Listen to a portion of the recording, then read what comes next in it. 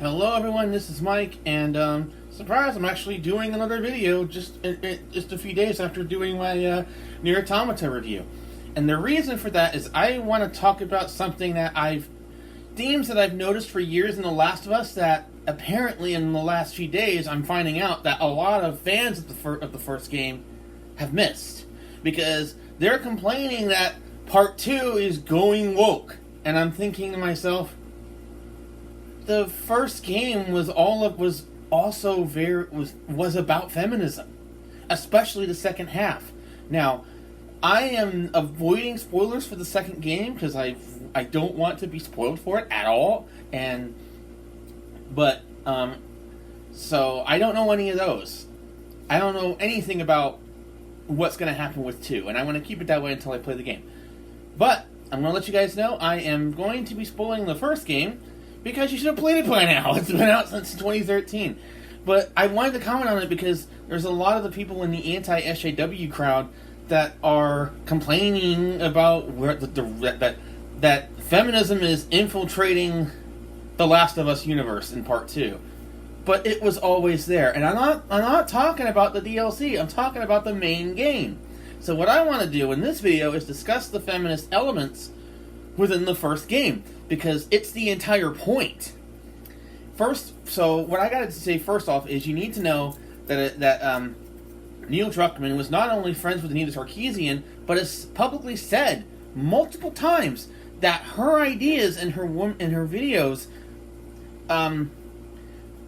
were direct influences on the development of Ellie as a character and themes in the first game. So let's talk about what I noticed. And it really starts with Winter.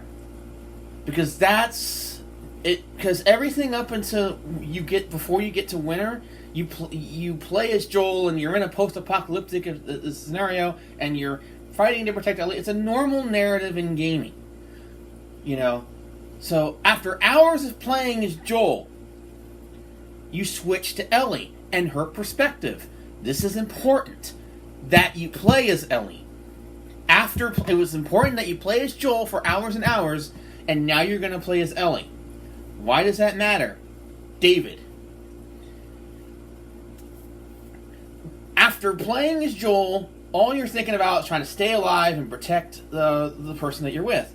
But once you switch to Ellie, not only are you alone, but you're vulnerable in ways that Joel's not. And David is a representation of that. Throughout the sequence of Winter, David has this creepy interest in Ellie. And it's never explicitly said. But by the end of that sequence, when Ellie says everybody was going on message boards and they had one thought that didn't occur to them when they were playing as Joel. What was that thought? What was being said on message boards? What was the question people were asking? It was either did David rape Ellie or was he going to? He had an interest in her that we don't really know exactly what it is, but it was designed to put a thought in your mind that you didn't have as Joel, that you had as Ellie. And the point of that was what women have to deal with. They have to deal with certain thoughts and threats that men don't have to deal with. Because whenever I would, my neighbor and I, whenever we would go someplace, I would have to take her somewhere. Whenever I would go to the bathroom, there was always some creepy guy that was staring at her and showing some sort of interest. She would always tell me this after I would come back. And when I would come back, he would, leave her alone again. In other words, this is not something that men have to deal with. But women deal with it on a regular basis. For example, it is safer for me to go outside at night than it is for any of my female friends to do so. That's why you play as Ellie and why David is there while you play as her after playing as Joel for hours. It is designed for male players who are who play these types of games to get into the mindset of a woman and what she has to deal with, the certain threats that men don't. In other words, it's a secret, it's a threat that women are familiar with that go over men's head. That was the point of Winter. It was a clever way. They didn't have to be explicit. They didn't have to preach to you. All they had to do was after playing as a man for hours on end in a threatening world, all they had to do was put you in Ellie's position, isolate her, and then put David in there. Boof! And all David had to do was act mildly creepy. And everybody was on message boards going, reap, reap, reap, reap, reap. Their minds went there. It may not have been in the game. It may not have been the intention of the game to be that. But the fact is, and I do think the intention of the game was for male players to understand the fears that women have that men don't. And this is in a threatening world. But these are types of thoughts that a lot of women feel and think that men don't have to deal with in the real world. That was the point of Winter, was to get you to empathize in a way with a female that oftentimes men don't get. It's an example of systemic sexism and an example of fears that women have exclusively mainly deal with. That was the point of Winter. Not only that, but also, I told you how Neil was influenced by Neil Sarkeesian. You expect Joel to save Ellie by the end, but instead, she saves herself, and you get to play that, by the way. David is one of the few bosses in the game. So, again, another one to emphasize with the female character. She's the one that takes down David, and Joel's just there to cover her at the end. That was Neil Druckmann's response to women in video games in terms of the damsel in distress. He was unraveling that trope and kind of doing away with it, and he did it in a very creative and really entertaining way and powerful way from a narrative and emotional standpoint. Another example of feminism in that game. Now we're going to go to the ending of the first game. The ending of the first game, I think it's pretty much safe to say that Ellie doesn't believe Joel. That at that point, the man that she's trusted, the one good guy in her life, turns out to betray her. Another toxic man. It turns out that Joel is weak. That he is selfish. And ultimately does something horrible to Ellie because of his obsession with his daughter and not being able to get over it. And someone else has let her down at that point.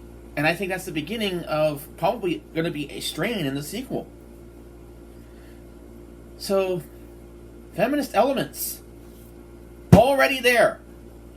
And yet the anti-SJW crowd is acting like it was like the sequel is going to just interject it like it's a new thing. That, this didn't have it before, now it does. No, it was always there. But here's the difference between woke trash and great storytelling with feminist content in it. The Last of Us didn't sacrifice narrative and character development to make its points. It was used as Neil used those views that was influencing him to tell a powerful narrative with it. It wasn't a sermon, it was an experience, and it had strong characters and a great story. So yes, you can have feminist stories that are well written and have great characters in it. That's a possibility. The problem is a lot of the major companies, Disney, don't get that. They think that, you either have to be entertaining or you have to say a message, that you can't do both. That's not true, and The Last of Us Part 1 is proof of excellent storytelling with the feminist message in it. They do both well. And the thing is that the anti-SJW crowd, they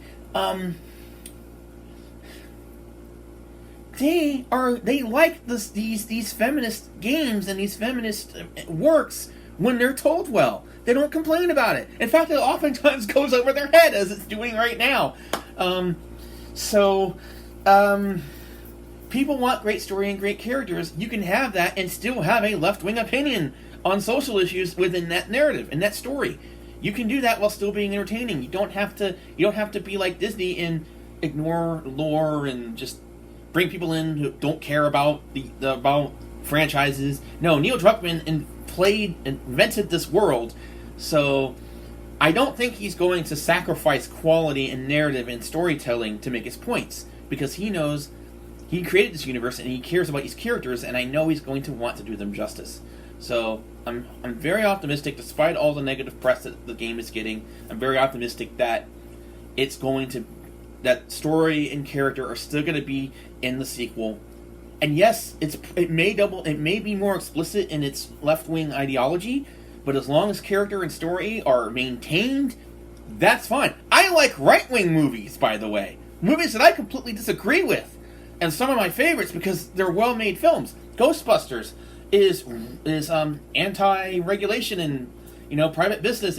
It's very reminiscent of the Reagan-esque era of the time. I still love the film, even though I disagree with it. Forrest Gump is a Republican wet dream, a completely biased and very inaccurate portrayal of the left and the right. Completely disagree with that movie, but I still love the film. So, again, it's possible to have messaging in something and still be entertaining if the story and characters are not sacrificed. It's not always The Last Jedi. The problem with The Last Jedi was that Rian Johnson ignored J.J. Abrams' vision and threw it all away in the middle of a trilogy. You just don't do that. That's just there's no cohesive full vision for a trilogy in the Disney trilogy. That was the problem with it. It wasn't the representation. It wasn't because Star Wars has always had political themes in it anyway. But the old original films had a cohesive narrative, and the sequel trilogy, thanks to you have JJ and Ryan having two completely different visions, and they didn't really work together on it. That the sequel trilogy suffers because of that. But that was the problem: the lack of vision for a trilogy. But yeah, Last of Us. My point is, The Last of Us has always been political. It's always been feminist. But story and character were very prominent, and it's weird. It drives me crazy that the anti-SJW crowd didn't pick up on this. Look, I don't care if you're for or against these messages or whatever, but my issue is don't act like something was put into something when it was there to begin with in the first place, because it was always there. Neil Druckmann, feminism was the point of the first game, and he did it in a very well and crafted narrative, character-driven experience type of way. So here's hoping he'll do the same with the sequel, but we'll see, because it is possible that he's got a different co-writer on it with him, so it might suffer. I don't know, but please do not spoil the movie for me, the game for me. I am looking forward to playing it, although it looks a little harder than the first one because of the improved gameplay mechanics I'm seeing in the EG stuff. Anyways, that's all I got to say for now. Thank you guys for watching, and I will see you in a future video. Bye.